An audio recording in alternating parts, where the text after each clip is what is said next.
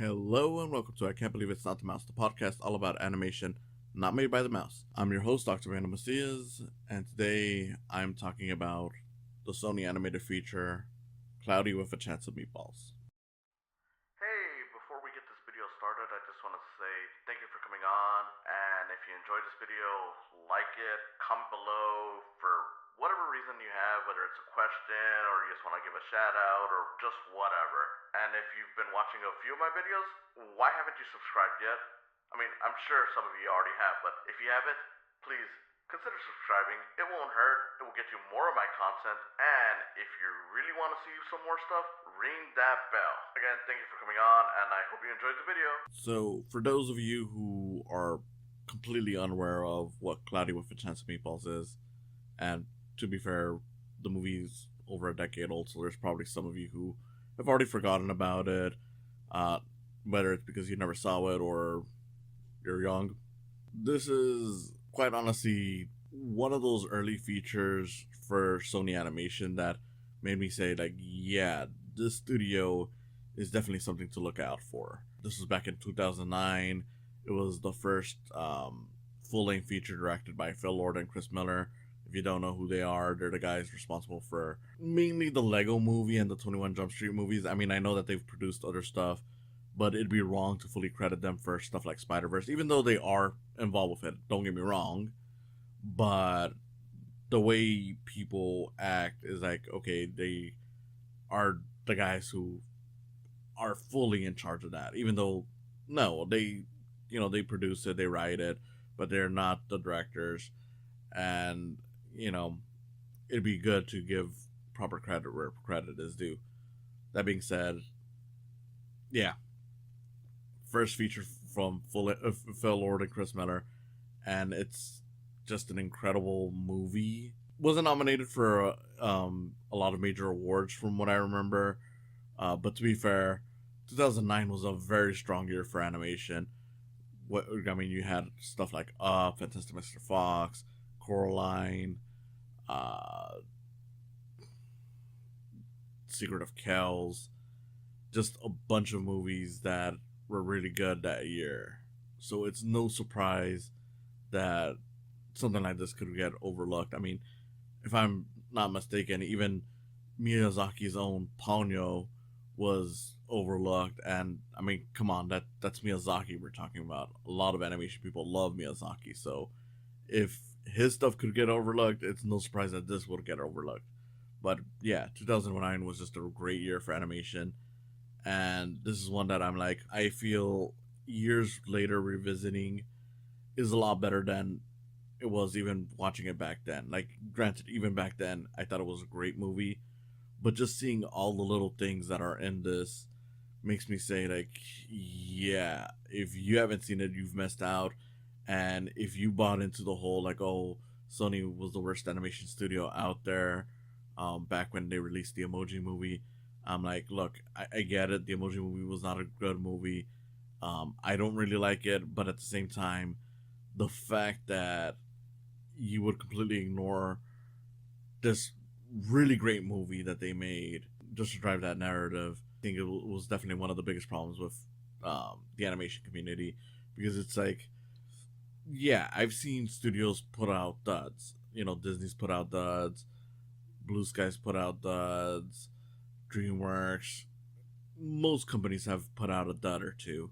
So it's really unfair to say that this was such a bad company when they had a masterpiece like this under their belt. And it's not like this was their only good movie up to that point. I would say probably their only great movie up to that point, but it's still like one great movie over, and a bunch of other pretty good movies against one really bad movie does not make you the worst ever.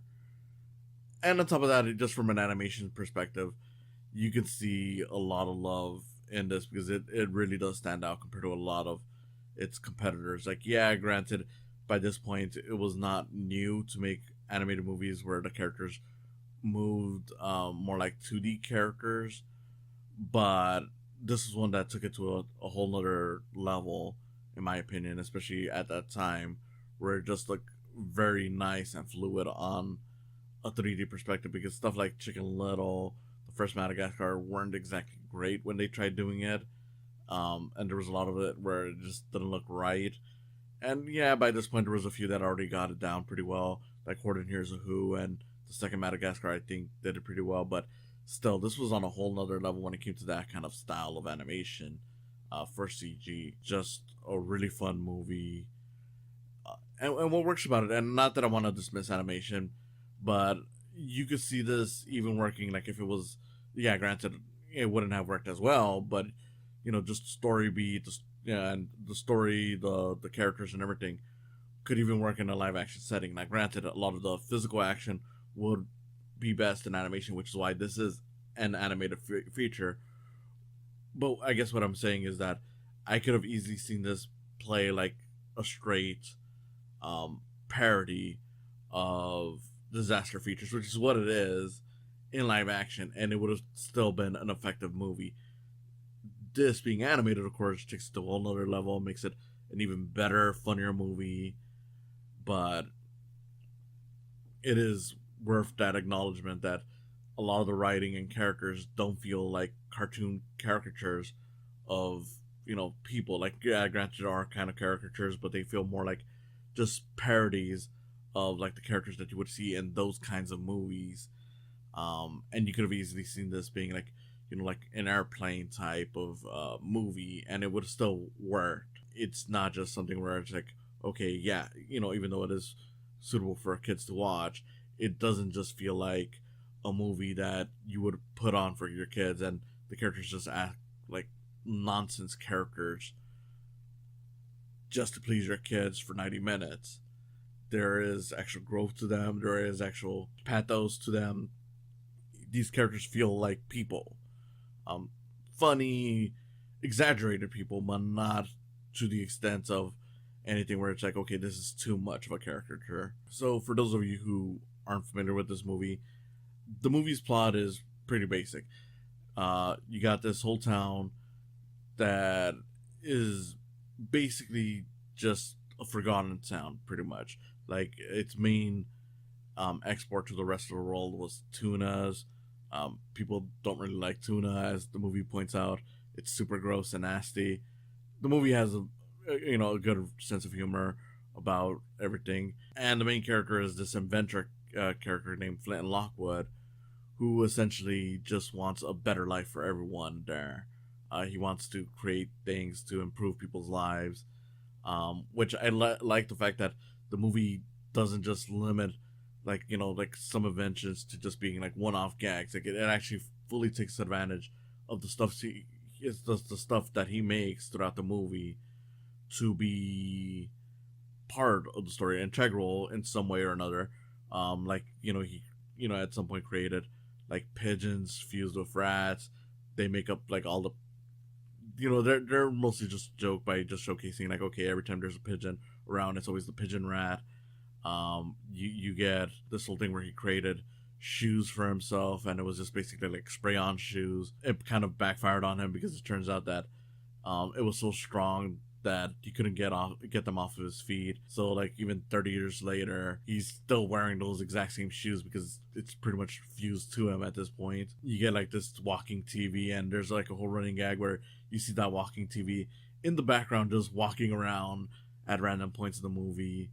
Just stuff like that. It's really funny, it's really clever, and pretty much his latest invention is to finally get rid of just them eating tuna by creating this machine that basically takes in water and can create any food you want. Some shenanigans happen, and eventually it gets thrown up into the sky where it starts essentially raining food, which of course makes this place more of a tourist attraction. It wins Flint the appreciation of the mayor, the people, and even the letter girl that is sent there early on in the movie to cover an event. Yeah, of course, obviously things go wrong at some point, and it turns into this disaster weather movie. And the way it all works out is just very neat, very clean.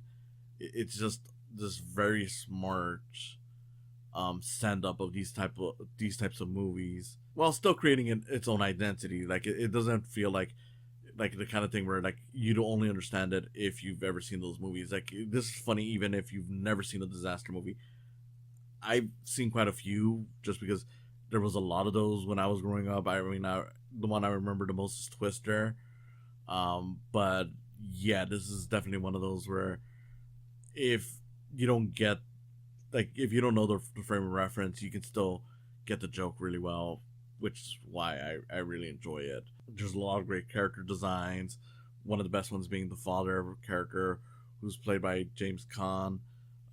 He has one of like the funniest designs in animation to the point that I've seen other studios do it, especially like Pixar, where basically his eyebrows kind of cover his eyes, and there are occasions where you see the eyes pop out, which makes it even funnier. But it just adds to that. Which speaking of the father, that is a major part of the story where you get uh, basically the father and son not understanding each other, and that stuff is normally generic because of course we see it all the time. But what makes it work here is that you kind of like especially after rewatching it, you do get the sense that the father always cared for the son. Like he's not actually trying to trash the son. It's just that he really doesn't understand how to talk to the son because he's his whole thing is that he is a tuna fisherman. So that's what that's his business. A lot of his metaphors, his advice, and everything is based around just fisherman metaphors and stuff like that. So it pretty much becomes the whole thing where it's like the son doesn't really understand what he's saying. He assumes that he's just disrespecting him, and the father, of course, doesn't really know how to get through to him that he does care for him and is supportive. He just wants to add that perspective of like, hey, you know, some of these things that you're doing doesn't really work, and there's kind of a question of whether or not that even is necessary in life. But of course, he does care and does want him to be happy. It's just that he doesn't know how to talk to him. It's kind of like Chicken Little in that way, only like the good version of Chicken Little, because you also have the whole backstory of like the mom being the one that connected the two and was like the bridge between both of them understanding each other, but she passed away, so it's been harder for them to actually connect. It's just that the difference is that unlike Chicken Little, you can always tell that the father cares about his son.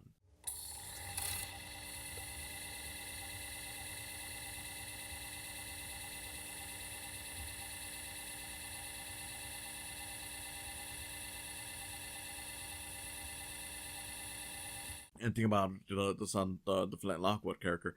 Bill Hader is just really great in this role. Again, this is a great example of like a celebrity voice role that's just perfect. Everyone who's in this is really charming. You got Andy Samberg giving one of his best performances as this like town celebrity, because pretty much like since they had the whole thing with the tuna, there was this ad that they would use to promote the tuna that they was exported there with a character called Baby Brandt, and basically we see this baby as an adult being this essentially celebrity around the town, because of course that's the biggest thing that's ever come out of it. And he's just this fat washed up kind of idiot who just uses his celebrity status to get all the attention. And he goes through his own little arc where, because everyone starts focusing on the main character for his invention, people are forgetting about him and whatnot. It's a really funny thing. Bruce Campbell's also in this, which is great. Yeah, he plays essentially the closest thing we have to a villain in this movie, which is one of the things I really appreciate is that like you don't need to have a villain be like the main obstacle of a movie.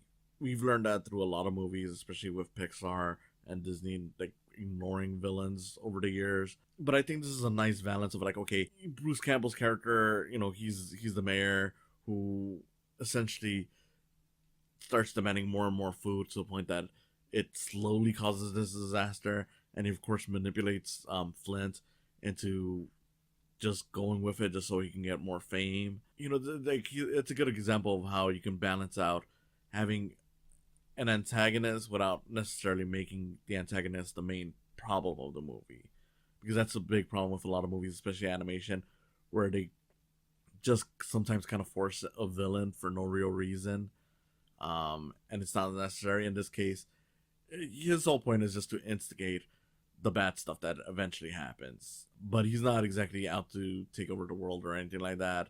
Once his part is done, he's pretty much out of the movie.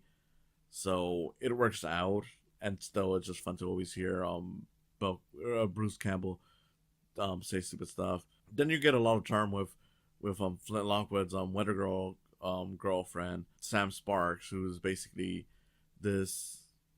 She's introduced to us as like this kind of naive popular girl, but we slowly realize that she's also a nerd. It's just that she kind of left that lifestyle because she was bullied a lot as a kid. I don't know. It is a cute, charming character.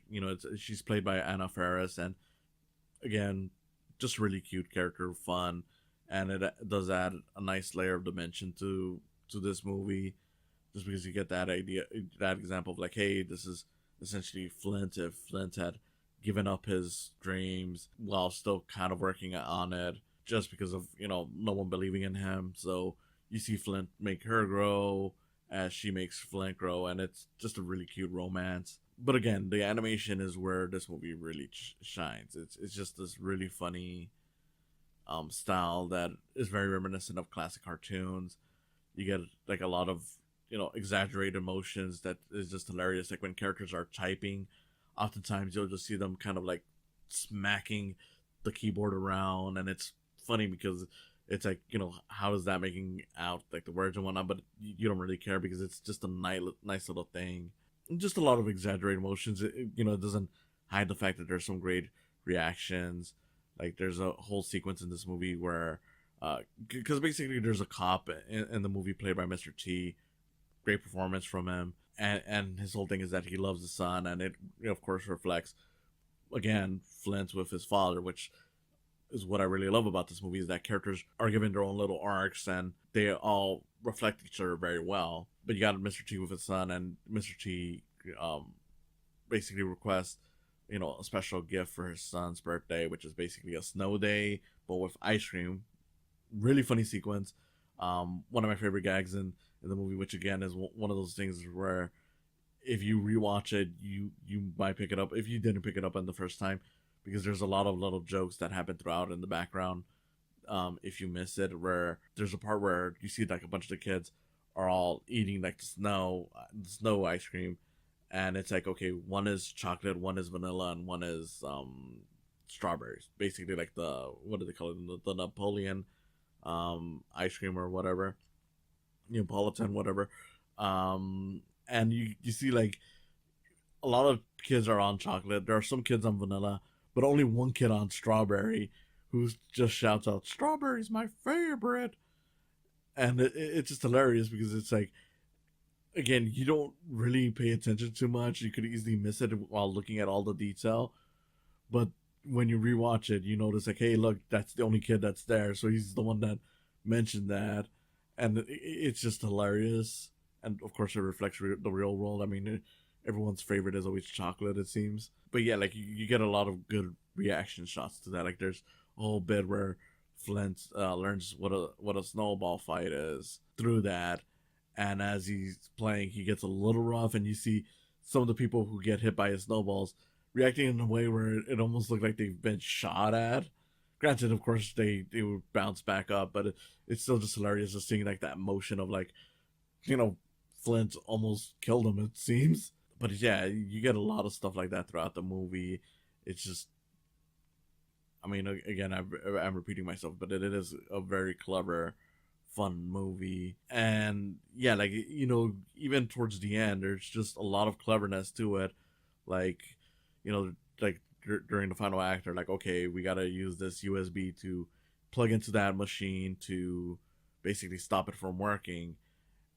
And they throw a bunch of wrenches in it, and it never gets tiring because it all feels um earned, I guess, to make that last hurrah even more impactful. Like the USB gets knocked out, so of course they have to find another way around it. Flint calls his dad up so he can have his big moment to rescue save the day, leading to a very comedic moment where the father doesn't know how to use a computer to send the email, the kill code from the USB into Flint's phone, and you get that triumphant moment of like, oh, he finally did it. except it turns out that he emailed the wrong thing. I'll If you haven't seen the movie, I'll let you see what exactly he emails. It's a complete failure, but then Flint realizing like, wait a second, he still has his spray can of the spray on shoes that he made as a kid, and knowing how indestructible those were, it ends up saving the day. And it's like, yeah, that's a well earned payoff to that whole gag from all the way back in the beginning. And it's just like what I was saying earlier, it makes it work because it's stuff like, yeah, this is a story that knows every little beat of its story and fully utilizes it, to a point that it's just perfect writing. For me personally, like, yeah, there are better movies that have been made, more emotional ones, but I can't deny that it works.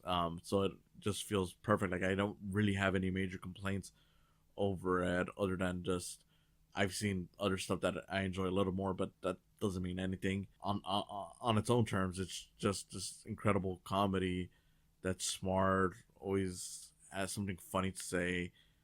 Even if some of the jokes might not be as funny as some of the other ones, they're always landing. So I really have no complaints. Like, Flint has his sidekick monkey voiced by Neil Patrick Harris. Every scene with it is funny, and especially when he gets his big moment with gummy bears, is hilarious. Really funny stuff. I really don't know. Like, and the way they set these things up is also perfect, just because some of it you don't even realize like it's gonna be important later on. An early reveal where like the Wonder Girl Sam has a peanut allergy, which Flint also mentions he has, even though he doesn't, just because he thinks it'll make him look more attractive to her.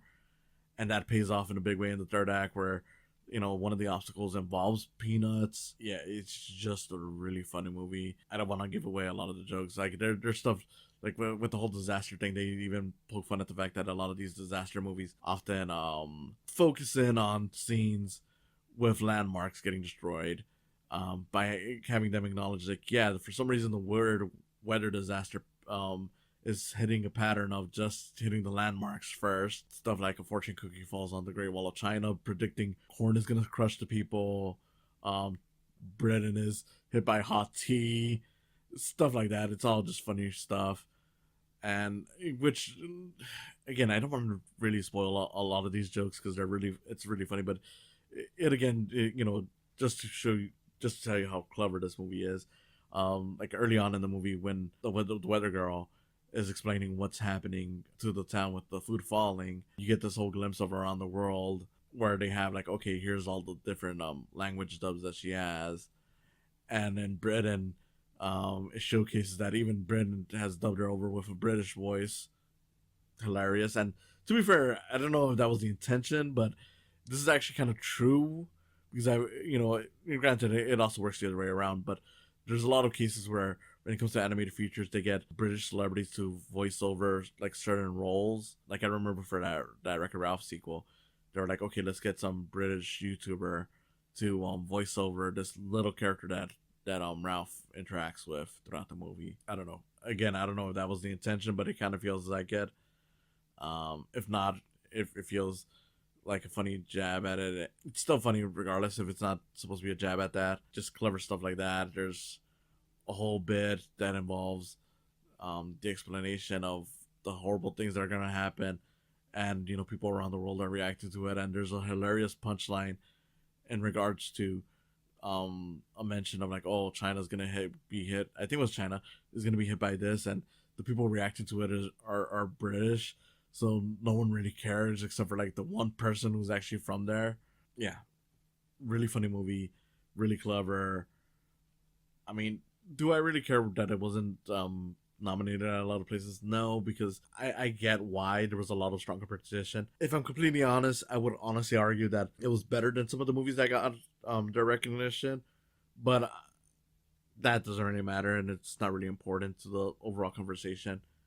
I just know that over a decade later, while it is still a well-known movie, it seems to be kind of forgotten, since a lot of people often credit like Spider-Verse as like the first great Sony movie, even though this existed beforehand. It even got a good sequel, not as good as this one, but it was a good sequel. And it is just something where I'm like, guys, like not to sound like a hipster or anything like that, but I was on the Sony support train a lot longer, and you guys are missing out. This is just a fun, hilarious movie, and I cannot praise it enough for that. I'm probably forgetting to mention something. I don't know. If I ever have someone over who wants to talk about it, I'll gladly revisit this movie, because realistically, this is a movie worth revisiting as much as you want. It's hilarious. It's smart. It's well told. It's just a very perfect parody of weather movies. Thank you for listening, and I hope to see you again next time. Strawberry's my favorite! Thank you for coming on today. If you enjoyed this, please consider subscribing to my YouTube channel, where you'll see video versions of these podcasts. And if you just want to listen to them, there's always the option of just following the podcast on their various sites, whether it's Spotify, Podbean, or Apple Podcasts. Whatever you choose, I hope you continue enjoying these. And if you want to support me even further than that, there's always the option of Patreon. With Patreon, even just $1 will get your name on the video versions of this and on other videos that I may do outside of these podcasts. A few dollars more gets you some behind the scenes info, and as this continues to grow, you'll find that there's more perks to it. So I hope you consider supporting me through Patreon as well. In any case, again, thank you for listening, and I hope you have a wonderful day.